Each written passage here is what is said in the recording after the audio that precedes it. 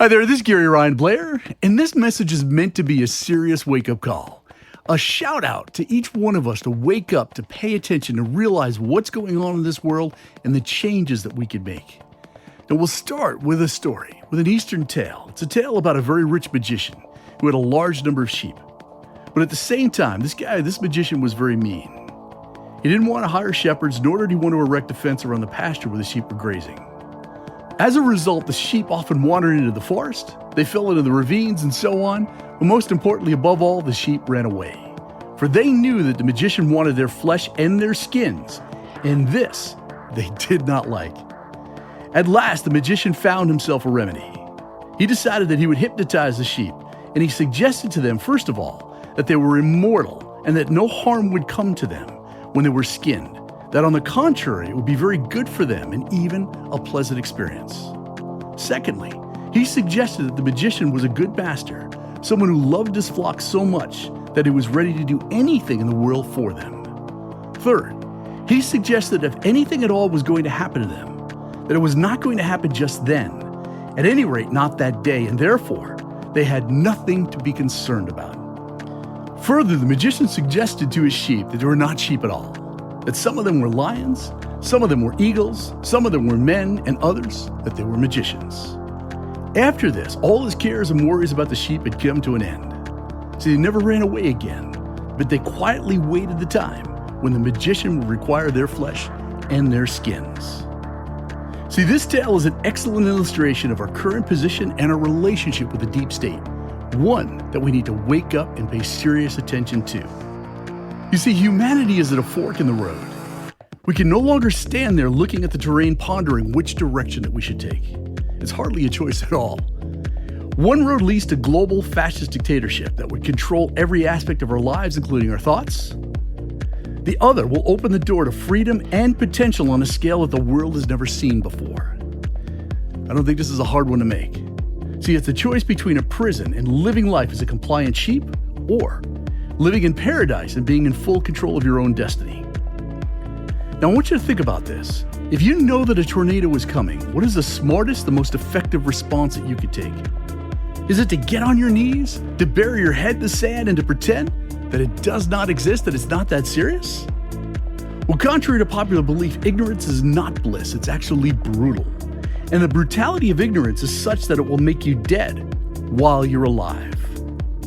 And the only intelligent and courageous way to deal with all the things that are going on right now, with this tornado of nonsense, if you will, is to acknowledge it, is to get off your knees and to get your head out of the sand and turn your face right directly in front of it head on. See, by doing so, you're playing offense. You're taking control of the situation. You're giving yourself the power to protect your freedom and your destiny. And this is the choice that we're all faced with today. Now, you've no doubt have heard the old saying from Aesop's fables: if you give a man a fish and you feed him for a day, but if you teach a man to fish, you feed him for a lifetime. And to best understand why you want to be self-reliant, let's examine both sides of this conversation. See, the metaphor of feeding someone, of giving them something to get through and meet the demands of just one day and one day alone, shows that people can only be helped so far. And no matter how you slice it, this is a restrictive, demeaning, and highly manipulating mindset that is fueled by a poverty mentality. So why is that, you might ask?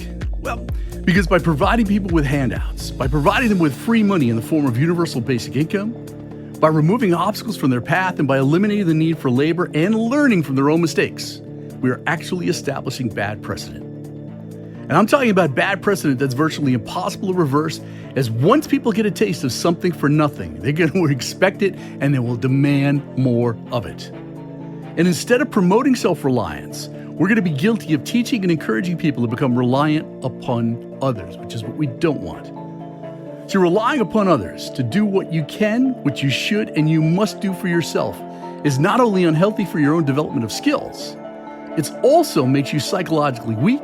It makes you confidence deprived, and quite literally, it puts your very future at risk. The principle whereby we rely totally on the support, on the guidance, and even nurturing of someone else for too long of a period of time is typical of far too many governments, families, and institutions. And to be self-reliant, to build a purposeful, powerful, and sustainable business, family, or society requires strength, requires self-confidence, requires independence, courage, initiative, and most importantly, an appetite and an appreciation for hard work. So let's look at the other side. What's the benefit of teaching a man to fish? Well, the benefits of teaching a man to fish are numerous and life-changing.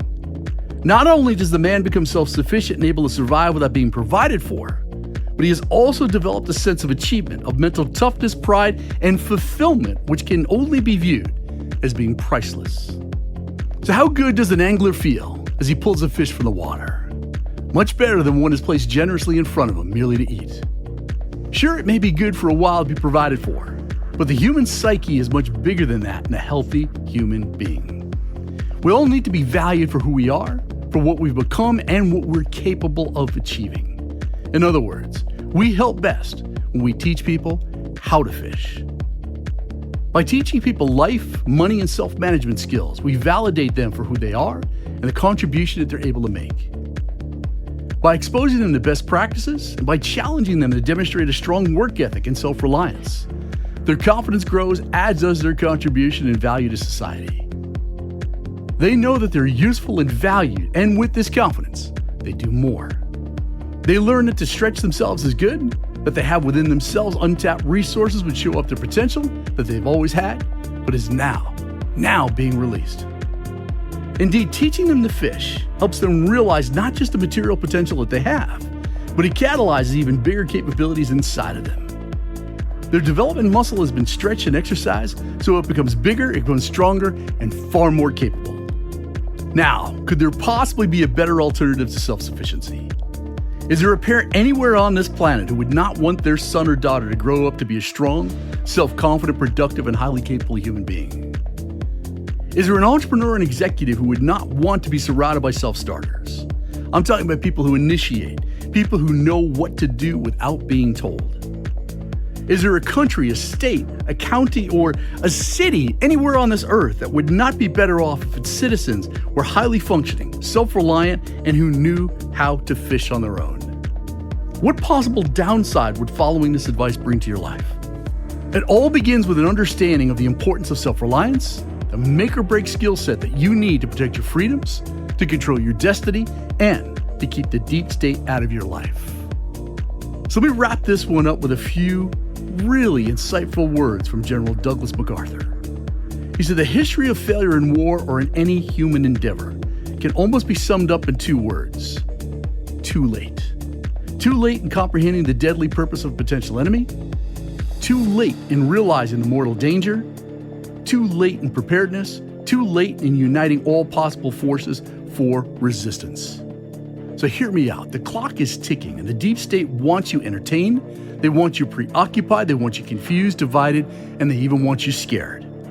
The last thing that they want is for you to get off your knees, to think for yourself, and to fight for your freedom. That's why I encourage you to become a fully functioning, self-sufficient human being before it's too late, because freedom, once lost, is a terrible thing to lose.